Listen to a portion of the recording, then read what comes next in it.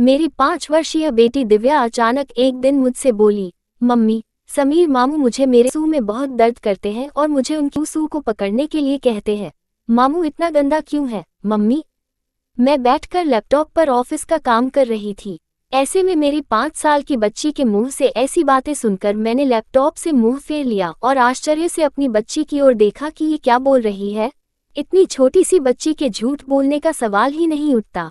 अपनी बेटी के मुंह से छोटे भाई के ऐसी अश्लील हरकतों के बारे में सुनकर मैं पसीना पसीना हो गई और कांपने लगी। खुद को काफी शांत किया और दिव्या को पास खींचकर पुचकारते हुए कहा, ये बात आपके पापा को मत बताना। मैं तुम्हारे मामू की अच्छे से पिटाई करूंगी और तुम दोबारा कभी अपने मामू के पास मत जाना, ठीक है बेटा? मेरी बेटी ने सिर हिलाया और कहा, ठीक है मम्मी। ये कहकर दिव्या भागकर बगल के फ्लैट की लड़की पायल के साथ खेलने चली गई। मैं अभी भी यकीन नहीं कर पा रही थी कि मेरा सगा भाई अपने ही सगी भांजी के साथ ऐसा दुष्कर्म कर सकता है। छी, अगर ये बातें मेरा पति दीपक को पता चल गया तो मेरे ससुराल बालों तक पहुंचाने में देर नहीं लगेगी। रात को जब मैं सोने जा रही तो दीपक ने मुझे कहा, सुनो, अगर मैं तुमसे कुछ कहूँ तो तुम्हें बुरा तो नहीं लगेगा? मुझे नहीं पता कि तुम मुझ पर विश्वास करोगे या नहीं। दरअसल जब दोपहर को मैं छत पर सूखे कपड़े लाने गया तो देखा कि समीर तुम्हारे कपड़ों को सूंघ रहा है। दीपक के मुंह से यह बात सुनकर मैं बहुत घबरा गया। एक तरफ मैं और दूसरी तरफ मेरी बेटी दिव्या। मैं करूं तो क्या करूं, कुछ भी सोच नहीं पा रही हूं। मेरे माँ बाप के गुजरने के बाद समीर मेरे यहाँ ही पला बड़ा है। अभी वो सिर्फ 17 साल का बच्चा है।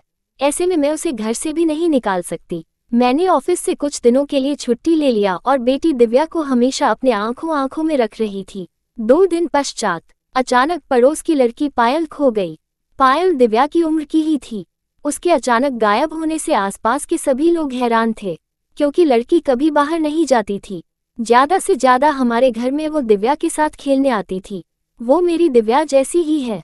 वो अपने माता पिता की इकलौती संतान है, इसलिए उनकी पीड़ा स्पष्ट है। स्थानीय लोगों की अवधारणा के ये बच्चे चोर का ही काम है। काफी तलाश के बाद पुलिस को कोई सुराग नहीं मिला। मेरा पति इस घटना के बाद दिव्या को बहुत करीब रखने लगे। एक पल के लिए भी उसको अकेले नहीं छोड़ते। यहाँ तक कि वॉशरूम भी जा रही है तो वो वॉशरूम के बाहर जाकर खड़े हो जाते हैं। वो पूरी तरह से अपनी बेटी की सिक्योरिटी चाहते हैं। इस बीच मैं समीर की घटना के बारे में लगभग भूल गई। 2 दिन और बीत गए, पायल का कोई पता नहीं चला। समीर आज अचानक कहता है, दीदी मुझे अब यहाँ अच्छा नहीं लग रहा है, मैं कल घर जाऊंगा, ठीक है?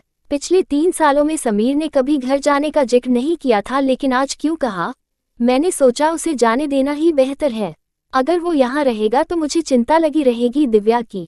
मैं दोपहर को दिव्या को गोद में लेकर बालकनी में बैठी थी। अचानक दिव्या ने कहा, मम्मी, मामू ने कहा कि वो पायल को बच्चे चोर के पास छोड़ आए। दिव्या की बात सुनकर मैं हैरान रह गया। मैंने पूछ लिया, आपको कैसे पता बेटा? तो उसने कहा, उस दिन समीर मामू ने पायल को चॉकलेट देकर उसे अपने साथ बाहर ले गए थे। मामू ने मुझे चॉकलेट नहीं दी। मेरी इतनी होशियार बेटी की एक एक बात मेरे कानों में तीर की तरह चुभ रही थी। अब मुझे ये भी स्पष्ट हो गया कि समीर घर क्यों जाना चाहता है। फिर भी संदेह की दृष्टि से कुछ करना सही नहीं होगा, इसलिए मैं मौके का फायदा उठाकर समीर की अनुपस्थिति में उसके कमरे में गई और हर जगह तलाशी लेने लगी। उसके बेड का गद्दा उठाते ही मेरे आंखें फटी की फटी रह गई। इतने सारे कॉन्डोम के पैकेट, इन सब का वो क्या करता है? इन पैकेटों के साथ एक छोटी सी कान की बाली मिली। हाँ, ये बाली किसी और की नहीं बल्कि बगल के फ्लैट में रहने वाली लड़की पायल की है। मुझे एक क्षण में ही एहसास हुआ कि पायल के गायब होने में मेरा छोटा भाई समीर का ही हाथ है। मैं अपने कमरे में गई और तुरंत पुलिस को फोन किया। इसी बीच समीर घर आ गया। अपने चेहरे में मासूमियत का नकाब ओढ़ रखा था।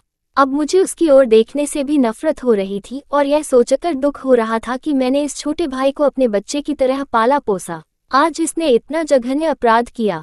जल्द ही पुलिस घर आई और मुझसे पूछा, क्या आपको यकीन है कि पायल के लापता होने के लिए आपका अपना भाई जिम्मेदार है?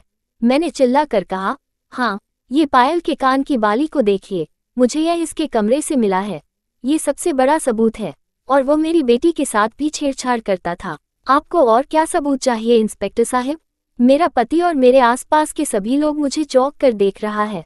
अचानक समीर ने कहा, दीदी विश्वास करो, मुझे कुछ नहीं पता, मैंने कुछ नहीं किया। बड़े बहन की गवाही के आधार पर पुलिस ने समीर की एक नहीं सुनी, उसे थाने ले गए। पुलिस के जाने के बाद मेरा पति ने मुझे डांटा, तुमने इस छोटी सी सबूत के बलबूते पर उसे खतरे में डाल दिया।